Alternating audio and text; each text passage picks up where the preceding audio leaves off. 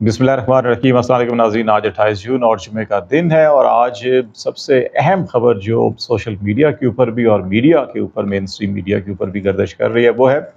पाकिस्तान तहरीक इंसाफ के अंदर forward block, धड़ेबंदी, टूट फूट और इस किस्म की खबरें बेशुमार। और आज पार्लिमानी पार्टी का इजलास भी हुआ तहरीक इंसाफ का, उसके अंदर भी बड़ी खुल के बातें हुई, एक दूसरे के खिलाफ तनकीद भी की गई। और बिलखसूस ऐसे हालात में जब शेर अफजल मरवत ने एक ट्वीट किया और उसमें ना सिर्फ उमर अयूब के इस्तीफ़े के हवाले से पार्टी पॉलिसी और पार्टी के मुख्तलिफ जो इस वक्त लीडरशिप है उसके किरदार को तनकीद का निशाना बनाया गया, बल्कि शेर अफजल मरवत में सेनेट में शिबली फराज के इस्तीफ़े का भी उन्होंने मुतालबा किया। इसके बाद उसी मुतालबे को लेके ना सिर्फ ख्वाजा आसिफ जो वज़ीर दिफा हैं, बल्कि हुकूमती हलकों में, हुकूमती जो सोशल मीडिया सपोर्ट करता है उसमें भी इन खबरों को बहुत हवा दी गई। बिल्कुल वैसे ही हवा दी गई जैसे कुछ अर्सा कबल शेर अफजल मरवत ने सऊदी हुकूमत के रजीम चेंज ऑपरेशन के हवाले से जो किरदार था उसके तनाजुर के अंदर, और फिर जो शेर अफजल मरवत खुद पब्लिक अकाउंट्स कमेटी के चेयरमैन बनना चाहते थे या अपोजिशन लीडर बनना चाहते थे, और फिर ये कहा गया कि सऊदी एम्बेसी को उनके ऊपर जो तहफ़्फ़ुज़ात हैं उस हवाले से भी इमरान खान ने ना सिर्फ उनकी अडयाला जेल के अंदर तलब करके सज़निश की थी, बल्कि उनको हिदायत भी की थी कि वो मुहतात रहें और ऐसे इक़दामात से गुरेज़ करें जिसकी वजह से पार्टी पॉलिसी को और पार्टी के तशख़्ख़ुस को और पार्टी को नुकसान पहुँचता है। और ऐसी चीज़ें जो बिल्कुल जिनका ज़मीनी हक़ाइक़ के साथ कोई ताल्लुक़ नहीं है, जो बिल्कुल बेबुनियाद हैं, बेपर की खबरें जो हैं कि अफ़वाहें जो हैं कि ऐसी मत उड़ाई जाएँ। और इस वक्त भी जो शेर अफजल मरवत का ट्वीट है उसने बहुत सी ऐसी खबरों को तक़वियत दी जिसके अंदर ये तासुर पैदा हो रहा है कि पाकिस्तान तहरीक इंसाफ के अंदर टूट फूट है, लीडरशिप का इख्तलाफ है या लीडरशिप का फुकदान है, और इसके अंदर मुख्तलिफ ग्रुप हैं, या इसके अंदर जो है कि एक फॉरवर्ड ब्लॉक जो है कि वो 27 अरकान का बनाया जा रहा है जो अलग से अपनी एक पार्लिमानी और एक अपनी सियासी हिकमत अमली तरतीब दे रहा है। तो इस तनाजुर के अंदर ये खबरें चल रही हैं, लेकिन हकीकत क्या है? हकीकत दरअसल ये है कि इस वक्त दो चीज़ें चल रही हैं। एक, इलेक्शन से लेके या इलेक्शन से पहले से लेके अब तक पाकिस्तान तहरीक इंसाफ मुसलसल लिटिगेशन के अंदर उसको मजबूर किया गया, उसको धकेला दे, पोलिटिकली भी उसको उनके मुखालफिन ने भी, रियासती इदारों ने भी, कॉन्स्टिट्यूशनल इदारों ने भी, और इवन बाज़ जगहों के ऊपर जुडिशल प्रोसेस के अंदर भी PTI को धकेला गया कि उसको सियासी एक्टिविटीज़ की बजाय उसको लिटिगेशन के अंदर, मुकदमेबाजी के अंदर, थाना कचहरी के अंदर जो है उलझाए रखा गया, क्योंकि उसके मकासद जो है कोई इंतखाबात के अंदर सियासी मकासद का हसूल था जिसके अंदर नाकामी हुई। और अब जो है कि जो एंटी PTI एलिमेंट है स्टेट के अंदर, स्टेट के इदारों के अंदर या हुकूमत के अंदर, वो अब बाहर से PTI को नुकसान नहीं पहुँचा सके, अब वो PTI के अंदर से PTI को नुकसान पहुँचाने की कोशिश कर रहे हैं। इस सिलसिले में कुछ ऐसे लोग हैं PTI के अंदर भी जो एंटी PTI जो अनासर हैं उनको कहीं ना कहीं उनसे राब्तों में है, और उनमें शेर Afzal Marwat one of them, और उनके अभी जो मैंने 2-3 ट्वीट का, 2-3 उनके एक्शन का और फिर इमरान खान के रिएक्शन का तज़किरा किया, वो इसकी तस्दीक करता है। तो ऐसे हालात के अंदर अभी शिबली फराज साहब ने जो इमरान खान साहब से आखिरी मुलाकात की है, उस मुलाकात के अंदर ये सारी चीज़ें डिस्कस हुई हैं।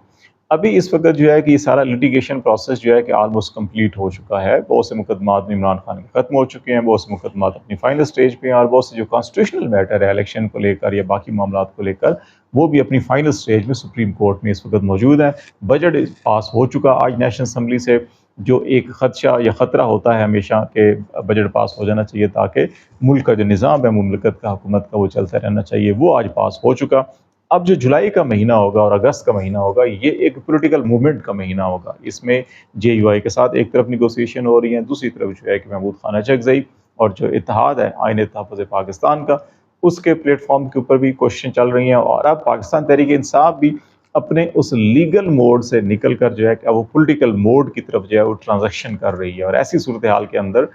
इस किस्म की खबरों को इसलिए तक़वियत दी जा रही है कि पाकिस्तान तहरीक इंसाफ जो JUI या दीगर जमातों के साथ मिलकर जो सियासी तहरीक चलाना चाह रही है, उसमें PTI के अंदर जो है कि वो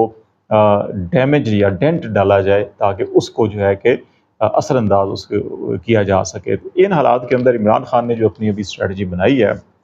उन्होंने शिबली फराज को ये कहा है कि अब जो हमने लीगल मोड से पॉलिटिकल मोड या पॉलिटिकल स्ट्रक्चर की तरफ जाना है पार्टी की, और फिर एक पॉलिटिकल मूवमेंट चलानी है, तो इसलिए सेक्रेटरी जनरल ने जो इस्तीफ़ा दिया उसके ऊपर भी 4 नाम उन्होंने कहा है जी कि आप कोर कमेटी में डिस्कस करें, पार्टी डिस्कस करे, और 4 नाम जो है कि उनको तजवीज़ किए जाएँ। अब सिर्फ सेक्रेटरी जनरल की बात नहीं हो रही, अब PTI के हलकों के अंदर जो है कि इस वक्त बैरिस्टर गौहर ने اپنے طور کے اوپر جو بھی لیگل پرفارمنس وہ دے سکتے تھے یا جو بھی ایک انٹرم سسٹم تھا اس کے اندر انہوں نے اپنا ایک ایز اے چیئرمین کا کردار ادا کیا. اب یہ بات ہو رہی ہے پی ٹی آئی کے اندر کہ ایک چیئرمین جو ہے کہ وہ ایسا ہونا چاہیے جو اگر پارلیمانی پارٹی کا اجلاس ہو یا ایون پولیٹیکل پارٹی کا اجلاس ہو اور اس کے اندر بیٹھ کر اگر کوئی بات کہے تو اس کی بات کو سنا جائے, اس کو ویٹ دیا جائے. وہ کسی کی سرزنش بھی کرنا چاہے تو وہ کر سکتا ہو, اتنا پولیٹیکلی یا ایڈمنسٹریٹولی وہ اتنا پاورفل ہو, اور اس کی شخصیت اور اس کا جو کنڈکٹ ہے وہ ایسا ہونا چاہیے کہ جو ساروں کے لیے قابل قبول ہو. تو ایسی صورتحال کے اندر جو ہے کہ ڈاکٹر عارف حلقی جو پریزیڈنٹ آف پاکستان رہے ہیں, جو سیکرٹری جنرل بھی رہے ہیں پاکستان تحریک انصاف کے اس سے پہلے, ان کا بھی نام لیا جا رہا ہے. اور ابھی جو چیئرمین اور سیکرٹری جنرل کے لیے نام ہے اس میں سے ڈاکٹر عارف حلقی کا ایک نام ہے. سیکرٹری جنرل کی پوزیشن کے لیے ہے, کے پی کے اندر سے بھی ہیں, پنجاب کے اندر سے بھی اس کے سامنے نام آئے ہیں, کیونکہ اس وقت تحریک انصاف جو ہے چاروں صوبوں کے اندر ہے, لیکن پنجاب اور کے پی کے اندر وہ یکساں طور کے اوپر مقبول ہے. کے پی کے اندر انہوں نے اپنے فارم 45 کی بنیاد کے اوپر اپنے الیکشن رزلٹ کو ریٹین کیا. پنجاب کے اندر جو ہے کہ بڑے پیمانے کے اوپر جو ہے کہ 45 فارم کو تبدیل کر کے 47 کے ذریعے نتائج کو اعلان کیا گیا, تو اس لیے پنجاب کے اندر پی ٹی آئی حکومت نہیں بنا سکی. تو ابھی اس وقت یہ معاملات چل رہے ہیں کہ کے پی سے جو ہے کہ 3 نام سامنے آئے ہیں. اسد کیسر کا نام ہے, اعظم سواتی کا نام ہے, اور اسی طرح شمدانہ گلزار کا نام سامنے آیا ہے. اور پنجاب سے جو ہے کہ وہ شیخ وقاص اکرم جھنگ سے جیتے ہیں, اور عامر ڈوگر ملتان سے جو جیتے ہیں ان کے نام سامنے آ رہے ہیں. تو یہ ابھی جو شبلی فراز صاحب اور ان کی جو دیگر اسد کیسر بھی ہیں, ان کی دوبارہ عمران خان سے ملاقات ہونی ہے, اور وہاں پہ کچھ یہ نام پیش کیے جائیں گے. پارلیمانی کمیٹی کا اجلاس ہوا, اس میں عمر ایوب سے یہ ریکویسٹ کی گئی کہ وہ اپنا استعفیٰ واپس لیں. وہ ٹھیک کام کر رہے ہیں, اپنے فرائض سر انجام دیتے رہیں. تاہم عمر ایوب نے جو ہے کہ وہ اس وقت بہتر یہی سمجھا ہے کہ جو ایک ورکر کا اس وقت ریاکشن شدید ہے, وہ یہ چاہتے ہیں کہ آپ لیگل موڈ سے نکل کر پولیٹیکل موڈ میں آئیں. آپ کے ایون لیگل کیسز میں بھی اس وقت تک جو ہے کہ اتنا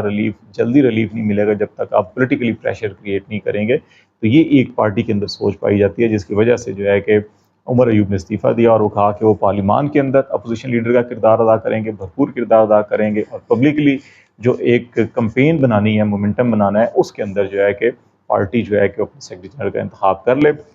اس میں اسد کیسر کا بھی کافی نام لیا جا رہا ہے. اسد کیسر کے بارے میں بعض لوگوں کا خیال ہے کہ اسٹیبلشمنٹ سے بھی رابطوں میں ہے. آپ کو یاد ہوگا پرویز خٹک کے ہمراہ انہوں نے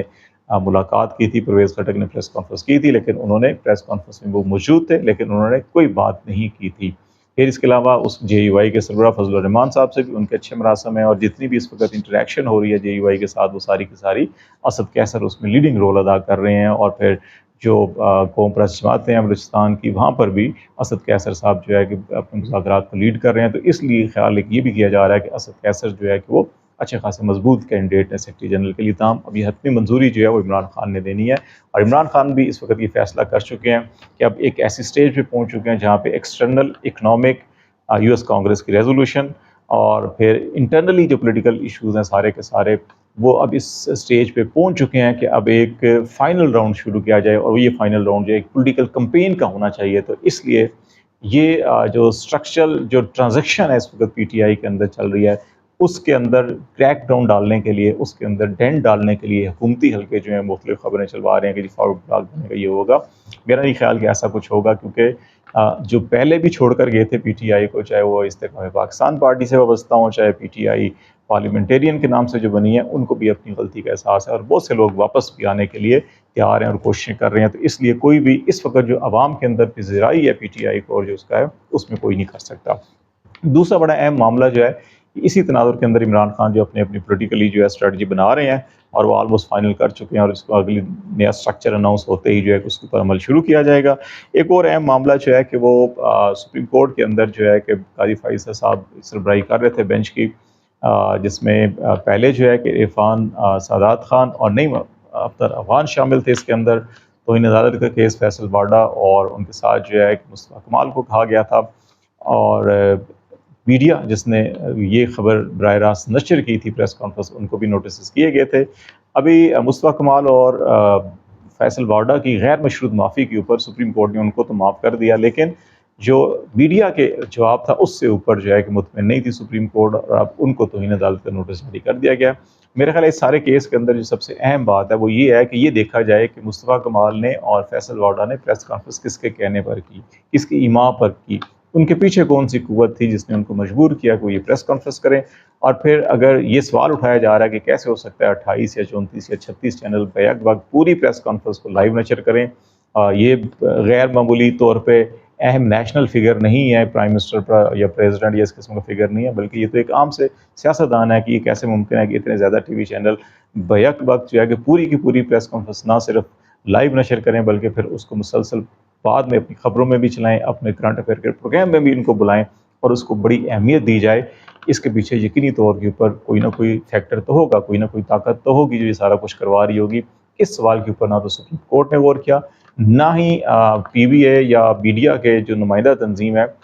وہ اس طرف آئی جس کی وجہ سے میڈیا کو یہ نوٹس ملا ہے. میرا خیال ہے میڈیا کو ایک تو اپنے ڈیلینگ مشین جو ہیں کہ وہ نصب ہیں آلریڈی تمام چینلز کے اندر، ان کو بروئے کار لانا چاہیے اور پھر اس قسم کی پریس کانفرنس سے گریز کیا جانا چاہیے. سب کو معلوم ہے کہ پیچھے کون ہے، دباؤ کون ڈال رہا ہے. اور سپریم کورٹ کے اندر بھی اگر پی بی اے ایز اے ایسوسی ایشن جو ہے کہ وہاں پر نام نہ لے لیکن یہ کہہ دے کہ اگر ریاستی سطح کے اوپر ان کے اوپر کچھ دباؤ تھا، وہی دباؤ جو ججز کے اوپر بھی ہے، وہی دباؤ جو دیگر جماعتوں کے اوپر بھی ہے، وہ دباؤ ان کے اوپر تھا جس میں معمولی مجبوری ان کو یہ نشر کرنا پڑا، تو شاید ان کی بھی بچت ہو جائے گی. اور اس کا نام لینا اس لیے بھی ضروری ہے تاکہ آن ریکارڈ سپریم کورٹ کے نوٹس میں آئے کہ وہ قاضی صاحب کا یہ کہنا ہے کہ ان کے دور میں ایسا کوئی دباؤ نہیں ہے، تاکہ ان کی چیزوں میں ان کے نوٹس میں ایسا ہے. تو اس سے میڈیا کی جان بھی چھوٹ جائے گی اور خود بھی میڈیا کو کچھ چیزوں کے اوپر ذمہ داری کا کردار ادا کرنا چاہیے. لیٹس سی کیا ڈیولپمنٹ ہوتی ہیں. آج تک کے لیے اتنا ہی. خالد شکیل کو اجازت دیجیے. اللہ حافظ.